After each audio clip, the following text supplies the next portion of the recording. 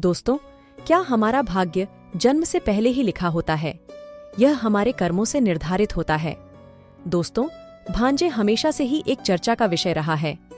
बहुत से लोग मानते हैं कि हमारा भाग्य हमारे जन्म से पहले ही निर्धारित हो जाता है, जबकि औरों का मानना है कि मनुष्य का कर्म ही उसका भाग्य निर्धारण करता है। भाग्य और कर्म को समझना इसलिए भी जरूरी है क्योंकि इससे आपको यह पता चलेगा कि मनुष्य पाप कर्म अपने पूर्व निर्धारित भाग्य के कारण करता है या वह अपने कर्मों से अपने भाग्य को बनाता बिगाड़ता है।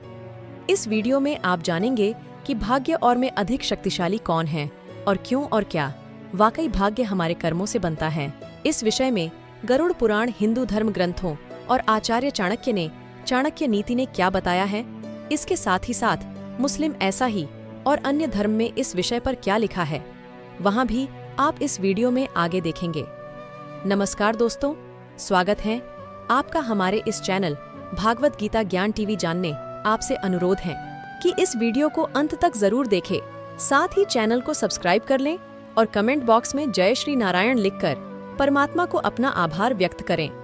दोस्तों, चलिए जानते हैं सबसे पहले गरुड़ पुराण में भाग्य को लेकर क्या लिखा गया है।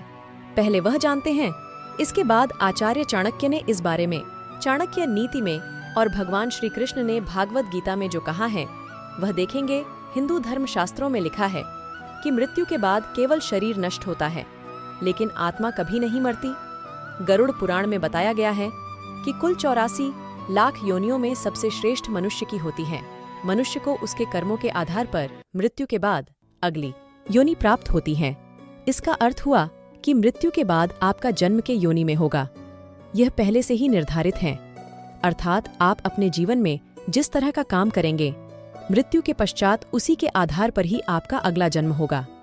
गरुड़ पुराण के अनुसार ऐसा व्यक्ति जो धर्म, वेद, पुराण जैसे धार्मिक ग्रंथों का अपमान करता है, ईश्वर में विश्वास नहीं रखना और उनको अपशब्द कहता है, पैसे नास्तिक व्यक्ति का अगला जन्म कुत्ते की योनि में होता है। जो लोग मित्र के रूप में शत्रु बने रहते हैं, पीठ पीछे धोखा देते हैं, उनका अगला जन्म इस धरती पर गिद्ध के रूप में होता है। अर्थात गरुड़ पुराण के अनुसार मनुष्य के द्वारा इस जीवन में जो कर्म किए जाते हैं, उस आधार पर उसका अगला जीवन और उस नए जीवन में मिलने वाले कष्ट व्यक्ति के जन्म से पहले ही निर्धारित हो जाते हैं। दोस्तों, आचार्य चाणक्य के अनुसार व्यक्ति अपने कर्मों से अपनी मृत्यु को भी प्रभावित कर सकता है। आचार्य चाणक्य की चाणक्य नीति के श्लोक में बताया है कि किसी भी मनुष्य के भाग्य की 5 चीज माँ के गर्भ में ही तय हो जाती हैं, अर्थात इस धरती पर रहने वाले हर एक बेहदधारी प्राणियों की आयु, कम धन संपत्ति, विद्या और मृत्यु का समय। यहाँ 5 चीज उसके भाग्य में इस समय लिख दी जाती हैं जब वह अपनी माँ के गर्भ में होता है।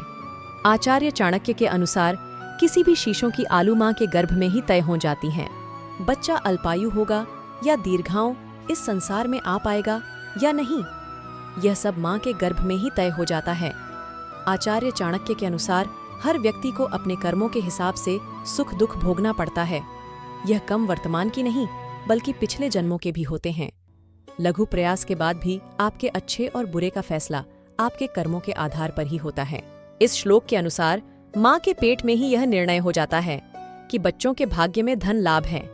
दिया वहीं बच्चा कहाँ तक पढ़ेगा, विद्या ग्रहण कर ली तो उसका सदुपयोग जीवन में कितना कर पाएगा, यह कभी बातें माँ के गर्भ में ही तय हो जाती हैं। दोस्तों, आचार्य चाणक्य के अनुसार मनुष्य के जीवन में लगभग एक बार मृत्यु का योग बनता है, जिसमें एक बार अकाल मृत्यु और बाकी अकाल मृत्यु होती है।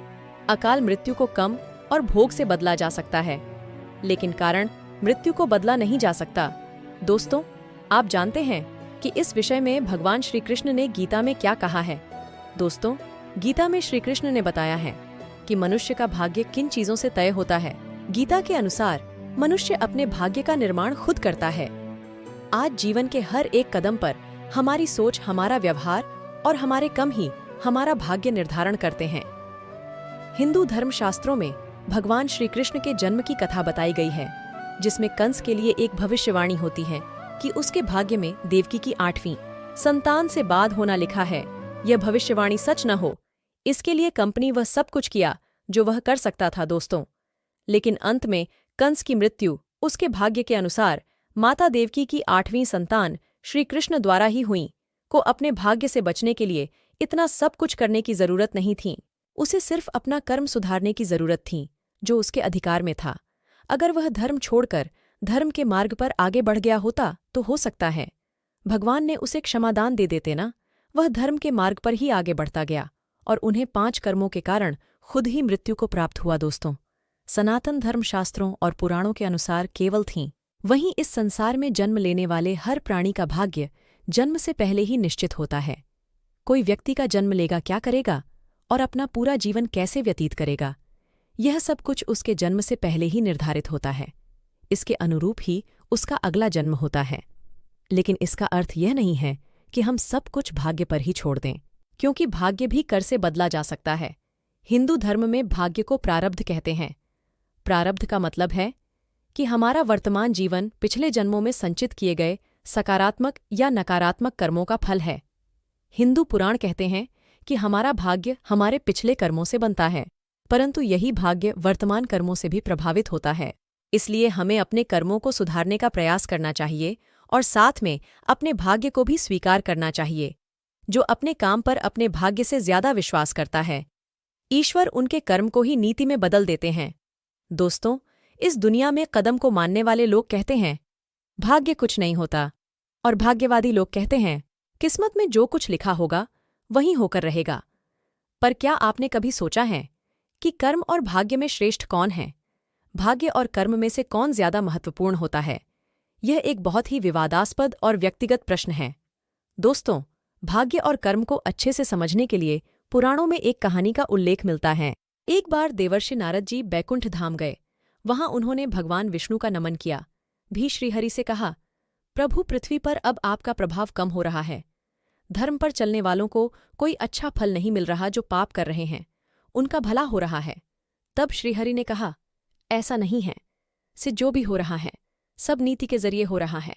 नारद बोले, मैं तो देख कर आ रहा हूं, पापियों को अच्छा फल मिल रहा है और भला करने वाले धर्म के रास्ते पर चलने वाले लोगों को बुरा फल मिल रहा है। भगवान ने कहा, कोई ऐसी घटना बताओ। नारद ने कहा, अभी मैं एक जंगल से आ रहा हूं। वहां एक गांव दलदल में फंसी हुई थी। कोई उसे बचाने वाला नहीं था। तभी एक चोर उधर से गुजरा। गांव को फंसा हुआ देखकर भी नहीं रुका। वहां उस पर पैर रखकर दलदल कर निकल गया। आगे जाकर चोर को सोने की मोहरों से भरी एक थैली मिली। थोड़ी देर बाद वहां से एक वृद्ध साधु गुजरा। उसने उस गाय को बचाने की पूरी कोशिश की। पूरे शरीर का जोर लगाकर उस गाय को बचा लिया। लेकिन मैंने देखा कि गाय को दलदल से निकालने के बाद वह साधु आगे गया तो एक गड्ढे में गिर गया। प्रभु बताइए, यह कौन सा न्याय है? नारद जी की बात सुन लेने के बाद प्रभु बोले, यह नहीं हुआ जो छोड़ गाय पर पैर रखकर भाग गया था। उसकी किस्मत में एक खजाना था, लेकिन उसके इस पाप के कारण उसे केवल कुछ मुहावरे ही मिली। वहीं उस साधु को गड्ढे में इसलिए गिरना पड़ा क्योंकि उसके भाग्य में मृत्यु लिखी थी, लेकिन गाय को बचाने के कारण उसके पुनः बढ़ गए और उसकी मृत्यु एक छोटी सी चोट में बदल गई। इंसान के से उसका भाग्य तय होता है। इंसान को कर्म करते रहना चाहिए, क्योंकि कम से भाग्य बदला जा सकता है। दोस्तों, यानी कि पुराणों के अनुसार भाग्य और कर्म में कम को श्रेष्ठ माना गया है, क्योंकि भाग्य पर हमारा कोई नियंत्रण नहीं होता, परंतु कर ऊपर होता है। कम हम सब कुछ हासिल कर सकते हैं। दूसरे शब्दों में कहें तो कर्म फल ही भाग्य है। कम से ही भाग्य का निर्माण होता है, इसीलिए कम को ही श्रेष्ठ माना गया है। दोस्तों, मेरा भी मानना है कि भाग्य और कर्म दोनों ही महत्वपूर्ण होते हैं, परंतु कम भाग्य से अधिक महत्वपूर्ण होता है, क्योंकि कर्म हमारा नियंत्रण में नहीं होता है। कर्म से हम अपना भाग्य सुधार सकते हैं, भाग्य से हम अपने में सुधार नहीं सकते। यदि आप कड़ी मेहनत करके सफल होते हैं तो वहां भी आपके कर्म के कारण ही होता है, यानी आपको कर्म करते रहना होगा। लेकिन अगर आप सब कुछ भाग्य पर छोड़ देंगे